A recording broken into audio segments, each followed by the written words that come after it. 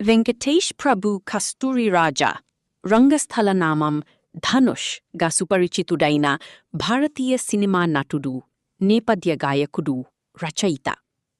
2011లో ఇతడు నటించిన ఆడు కలాం చలనచిత్రంలో నటనకు గాను భారత జాతీయ చలనచిత్ర పురస్కారాలలో ఉత్తమ నటుడుగా ఎంపికయ్యాడు.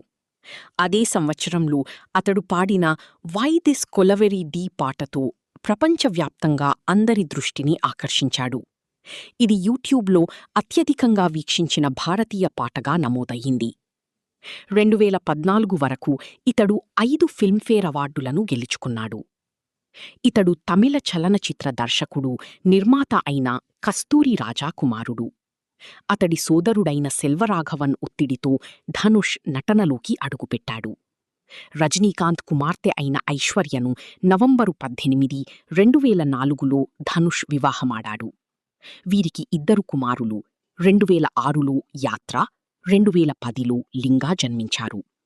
ధనుష్ ఐశ్వర్యతో విడాకులు తీసుకున్నట్టు 17 జనవరి 2022న ట్విట్టర్లో ప్రకటించాడు.